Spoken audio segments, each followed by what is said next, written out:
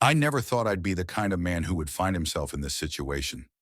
I had built a good life, married to a woman I loved, working hard at a company I had dedicated years to, and climbing the corporate ladder under the guidance of a boss I respected. Everything seemed perfect.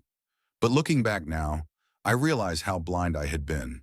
The little signs were there all along, small cracks forming in the foundation of my life. But I had ignored them, too trusting, too comfortable.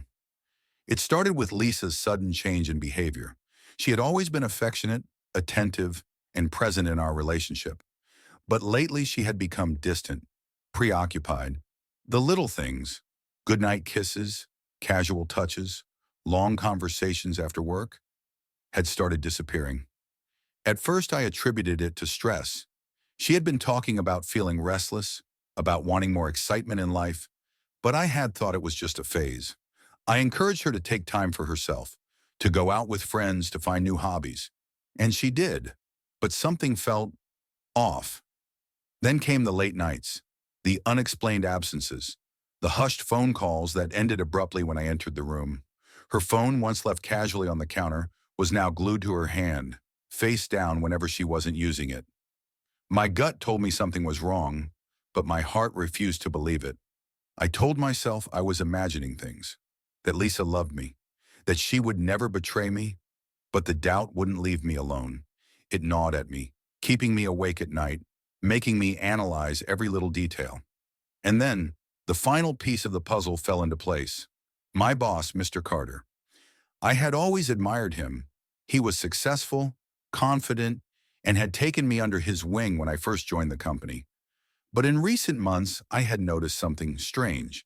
The way he spoke about Lisa when he saw her pictures on my desk. The jokes, subtle but suggestive. The way Lisa's face would light up whenever she talked about his brilliant mind or charismatic leadership. It was as if she was slowly becoming more infatuated with him while I remained oblivious. I needed proof. I needed to know for sure before I confronted her. So I did something I never thought I would do. I went through her phone when she was asleep. My hands trembled as I scrolled through her messages, my heart pounding against my ribs. And there it was, their texts hidden under a fake name in her contacts. I can't wait to see you again. Last night was amazing. He has no idea. My stomach dropped. My hands clenched into fists. The betrayal hit me like a sledgehammer to the chest. But I didn't react immediately. I needed more than just texts. I needed undeniable proof. So I waited. And when Lisa said she was going out for a girls' night, I followed her. She drove to a luxury hotel downtown.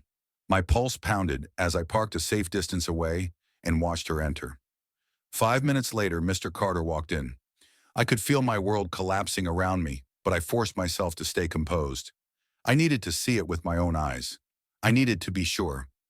I followed them up to the second floor, my heart hammering as I stopped outside the room she had entered. The door wasn't completely shut. Through the small gap, I saw them. Their laughter. The way he pulled her close.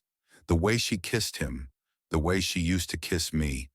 My vision blurred with rage and pain, but I didn't barge in. Instead, I pulled out my phone and recorded everything. If she wanted to betray me, if they both wanted to throw away everything, they were going to pay for it. The next morning, I walked into the office as if nothing had happened. Mr. Carter greeted me with his usual smug grin, completely unaware that his life was about to implode. I waited until our weekly meeting, where the senior executives were present. As he began speaking, I pulled out my phone, connected it to the conference room screen, and pressed play. Silence filled the room.